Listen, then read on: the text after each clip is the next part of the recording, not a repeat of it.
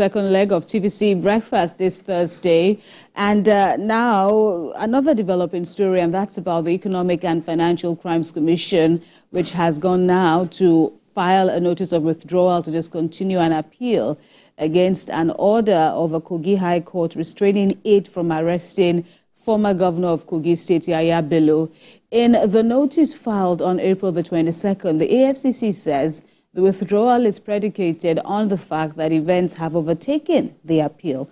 The Commission also admits the appeal was filed out of time allowed by law. And we have details in this report. Gentlemen, we are a sophisticated law enforcement. The Commission's case against the former governor of Kogi State formed part of this media engagement. Chairman of the Commission insists no law has been violated in the process seeking the prosecution of the former Kogi governor. The chairman of the Anti-Graft Commission further revealed that he personally called the former governor as a sign of respect and invited him for questioning. But Yahaya Bello declined and told the EFCC to rather come to his village in Kogi State. The EFCC boss is clearly still unhappy about the resistance put up by security personnel and other collaborators to prevent the Anti-Graft Commission from arresting the former governor. If you are a governor today, you can't be a governor forever. We are building a case against everyone involved. Whether you are a governor or not, we are building a case. Let the whole public hear. We are building a case against those who obstructed justice. You are sitting, you have immunity today, you won't have immunity forever. A warrant of arrest, a Federal Republic of Nigeria, not even EFCC. In other words, this is binding on all forces, all law enforcement forces in Nigeria. Federal Republic of Nigeria versus Yahaya Bello. Anywhere you see him, arrest him and present him before this court. This is our order. This is the enrolled order. Pursuant to even the pronouncement of the High Court of Kogi. So where have we gone wrong? What has EFCC gone wrong? On the issue of naira mutilation, the chairman says EFCC will continue to prosecute people that tamper with the mutilation of the national currency. No matter how trivial you think the law is, we are going to apply it as far as it affects our economy. We are going to do that. And we don't have any apology. If it is not within my mandate, let the court pronounce on that. Anybody who is angry that I'm arresting people who are mutilating our currency, as if that is the word practice, as if that we are taking pride in that, let the person go and challenge that power to prosecute, to investigate and prosecute in court. The EFCC is also looking inward to begin a self-cleansing process by creating a fraud risk assessment and control department in the commission. It's been watch-listed all over the world. It can only run. They said there's no law in this country that we are following. Let all of us declare that we are a state of pariah. Everybody go and do what they like. Like I said, I don't mind the outcome of this case, but the right thing must be done. If we don't see this case through, I won't have any moral right to accuse anybody of corruption in Nigeria. I will resign. The Commission is advocating for judges to give lighter sentences to internet fraudsters and ensure a structure for reorientation. Celestina Iria, TVC News, Abuja. An unrelenting EFCC there in its pursuit of former governor of Kogi State, Yahaya Bello. Well, let's talk about all these happenings in this latest saga. We have joining us in the studio now public affairs analyst Olade Ndiario. It's good to see you again. Welcome to the program. Good morning, Mr. I miss you guys. Right. And we've missed you too. Oh, well, I'm glad to be back. And you appear particularly excited about this ongoing drama that we see. What ticks you? What is standing out for you? I was in Gambia, I was in Bulgaria, and everybody was asking questions about our anti-corruption agency not being able to arrest without drama. And that, for me, it's a no-no. And that's where I'm going to be taking up EFCC. We've always been talking against media trial. Your job is not to make noise about anything, but we want to see performance. They could have handled Bello's case in other ways. How? Whereby it wouldn't have deteriorated into calling, threatening to call for the military, and then the president getting involved and all of that.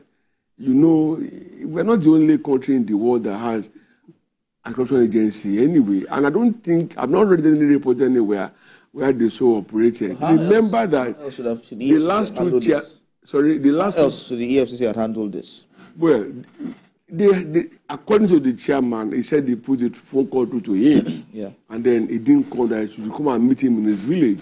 In his shoes, we'll go and meet him in his village. Yeah, we're not going there to drink tea, but to get him arrested. And we do it as nicely as possible. In most places abroad, when the police is talking to you, they are as nice as they can be until they get you into their place, and then the story can change. You understand?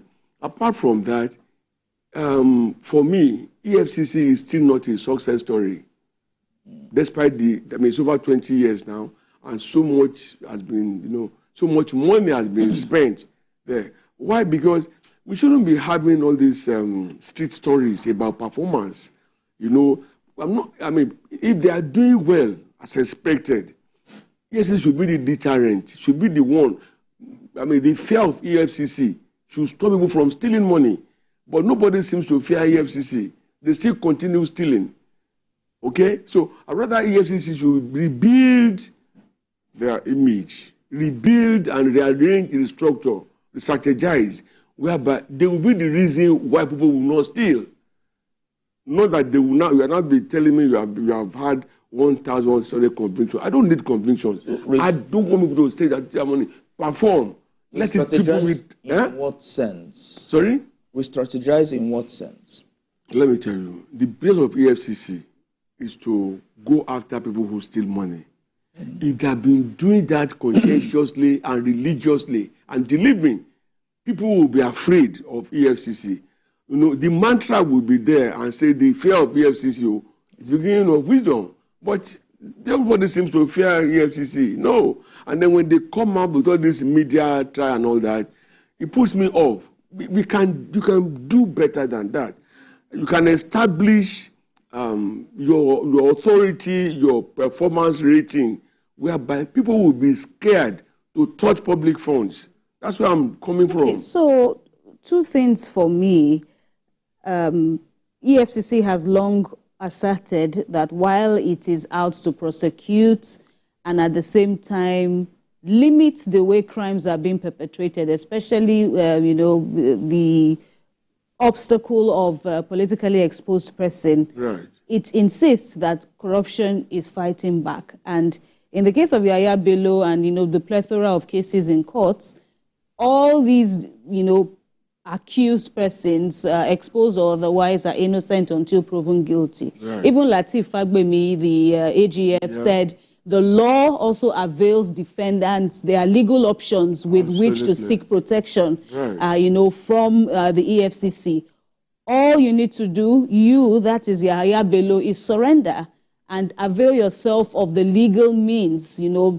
After all, you are innocent until proven guilty. Absolutely. So can we also explore that? While you talk about, the failings of the EFCC, let's also turn our attention to Yahaya Bello and, all these ways, this protection that he's seeking right. within and outside the courts.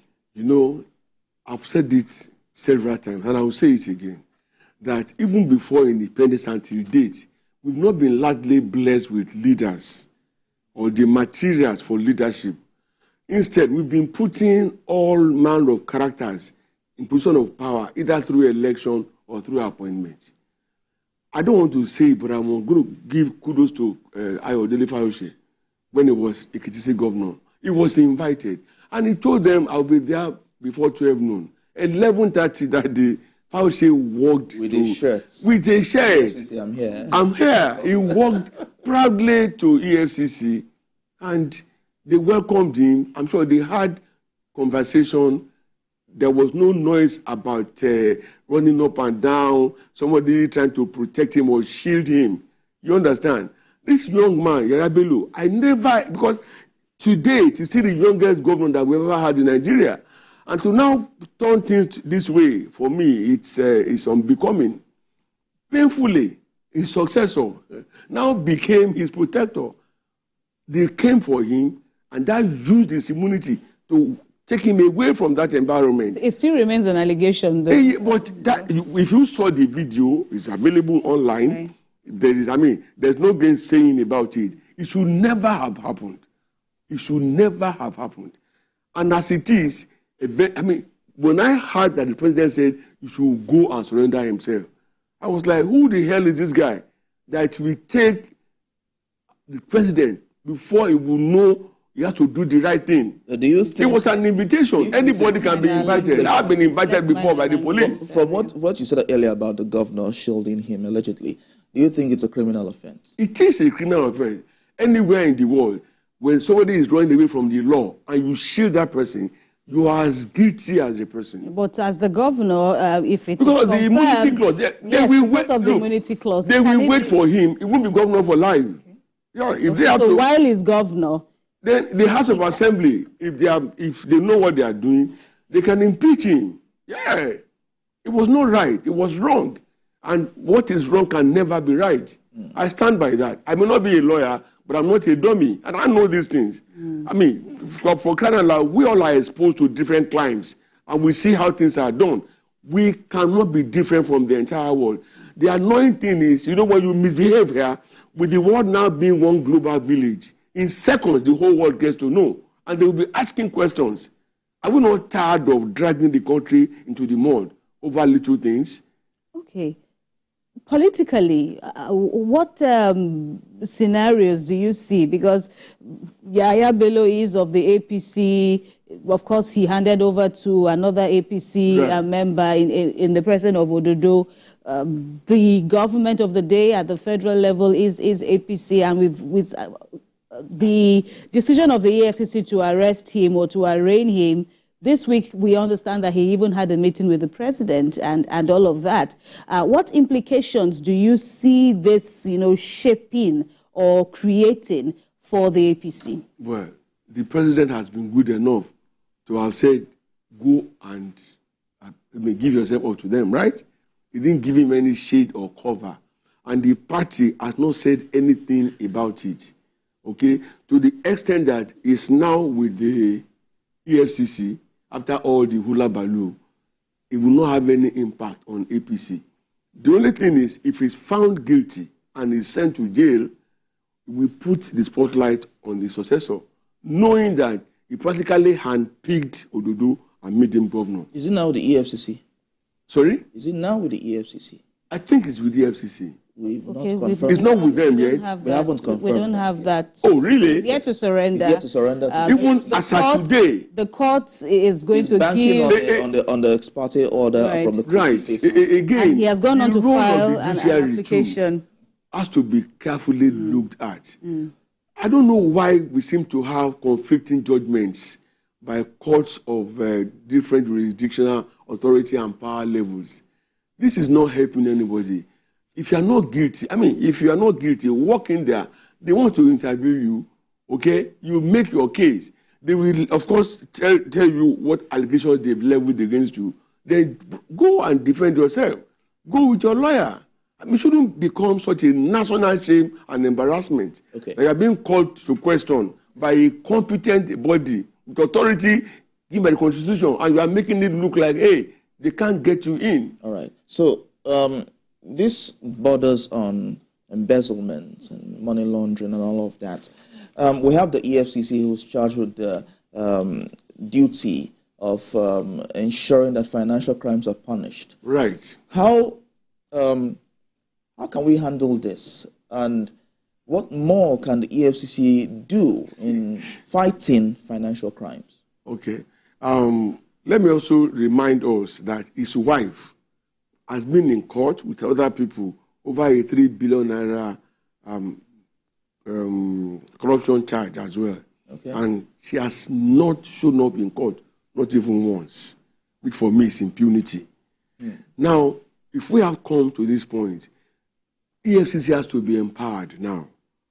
Okay? The days when they were breaking down doors to arrest people, if you remember, we condemned EFCC. But when you get into the point where they are now, would you be thinking, oh, they were not wrong then. Because it's taking so many days now. Okay, and the attention of everybody is focused on Yahaya Bello and EFCC. So the most they can do is to look at the laws that establish EFCC and strengthen their power to arrest. Okay? At the point that they said they were going to seek the military authority to help them, well, if that has to be, let it be. We cannot continue rigmaroling and playing kashi, you know, with our national situation. Because if Bello should get away with this, others will copy. They will follow the same. Have a spiraling effect. Yeah, it now becomes a precedent. And it's unfortunate. In insane environments, nobody should be allowed to, you know, run the country roughshod this way.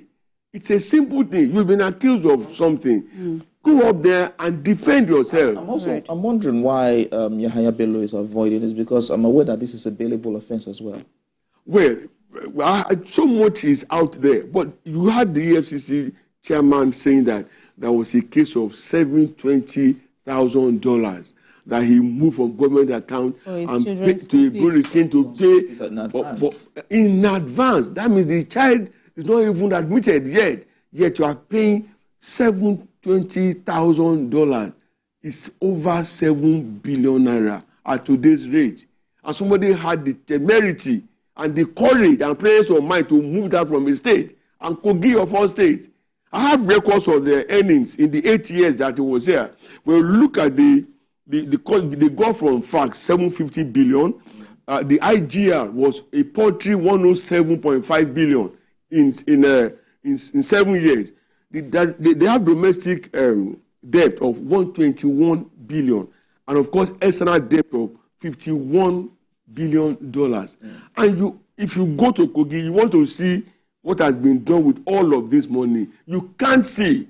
Remember during COVID, Kogi was the only place that they said they had no COVID case. Remember? Yes. And Kogi being a transit point, it was not possible not to have had COVID cases.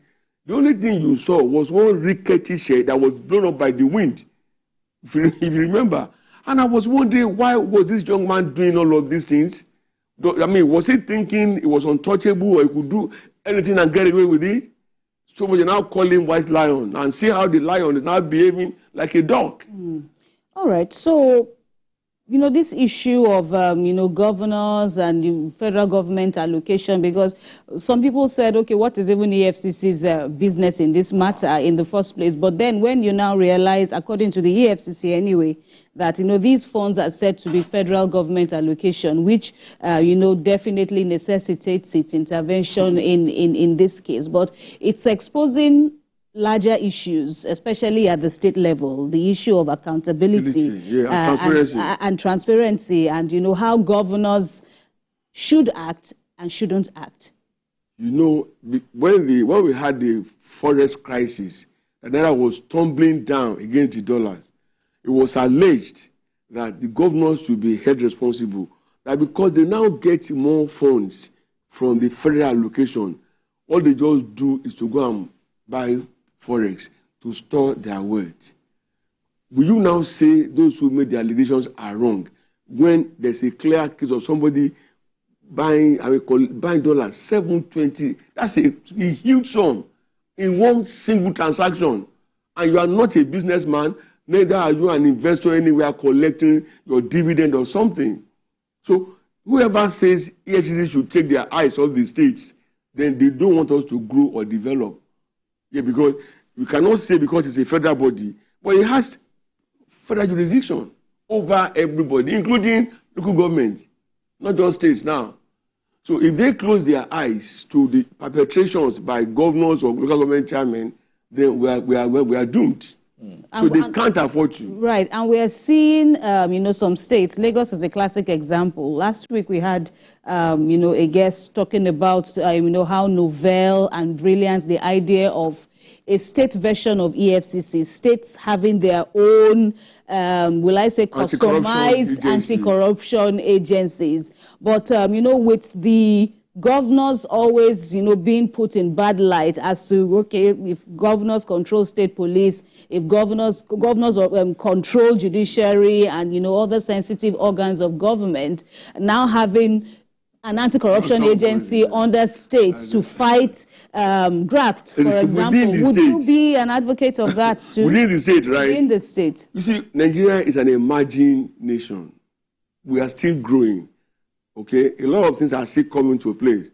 So I used to be against state police. Why? Because politically, I see us as not being matured enough to manage it.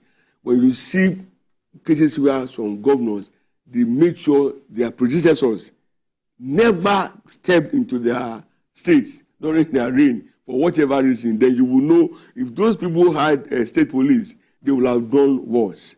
But the reality is, if in your consciousness and in your domain, you identify certain problems, you don't fold your arms. Someone who must have seen the need for that body.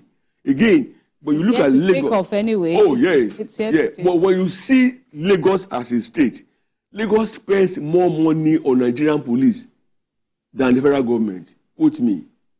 So, and Lagos has LASMA. I've talked about the police now. They have CBD, security, and so many wings of operatives. So if they can bring them under the state police, why not? Yeah, the traffic arm of the police was those people that were wearing yellow those days. We rarely see them these days. So if the state governor, in his wisdom, sees the need for it, present the bill before the State House Assembly, and is able to go through, perhaps after a public hearing, then let it go. So long as it will guarantee transparency, accountability, and good governance. But on the issue of autonomy now, if EFCC is struggling, quote and unquote, to assert itself, from the wings or the interference of the federal government, do you see that as being a problem if states were to imbibe this? So far, I don't think it would be right to say that there's influence. Okay? Maybe with the last two chairmen of EFCC, Bauer and what's the other guy? Currently, Olukoyede. No. Okay, Bauer before him, Magu. And Magu. It was obvious that they were teleguided.